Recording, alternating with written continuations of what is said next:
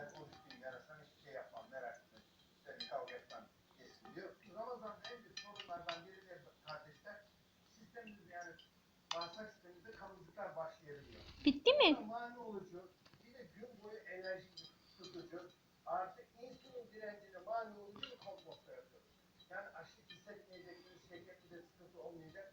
Mükemmel bir kompost. Herkese kesinlikle tavsiye ediyorum. Yapacağımız şey şu kadar basit. Tamam mı? En güzel Malatya